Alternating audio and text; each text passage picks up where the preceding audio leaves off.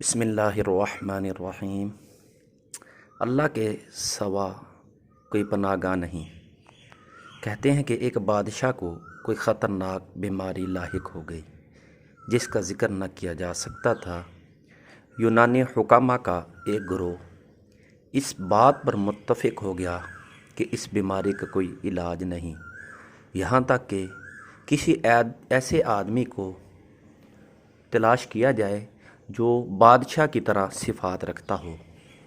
بادشاہ نے ایسے شخص کی تلاش کا حکم دے دیا۔ پھر تلاش کے بعد ایک زمیندار کا لڑکا مل گیا جو حکامہ کی بیان کی گئی تمام صفات پر پورا اترتا تھا۔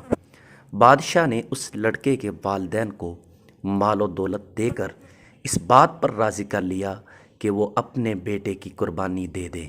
مطلب یہ ہے کہ وہ ان کو پیسے دے گا بادشاہ، اور وہ اپنے بیٹے کو قتل کروا دیں گے بادشاہ سے۔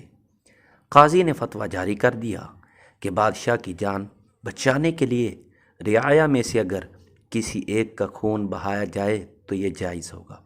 جلاد نے قتل کا ارادہ کیا تو لڑکے نے آسمان کی جانب منہ کیا اور مسکرا دیا۔ بادشاہ نے لڑکے کی مسکراہٹ دیکھی تو دریافت کیا کہ تم ایسے وقت میں کیوں مسکرا رہے ہو؟ لڑکے نے کہا کہ اولاد کا مان اس کے والدین ہیں اور دعویٰ قاضی کے سامنے پیش کیا جاتا ہے، انصاف بادشاہ سے طلب کیا جاتا ہے۔ ماں باپ نے دولت کی لالچ میں میرے قتل پر آمادگی ظاہر کر دی۔ قاضی شہر نے میرے قتل کا فتویٰ جاری کر دیا۔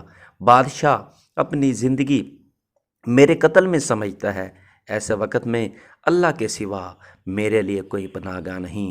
اے بادشاہ، میں تیرے متعلق کس سے فریاد کروں؟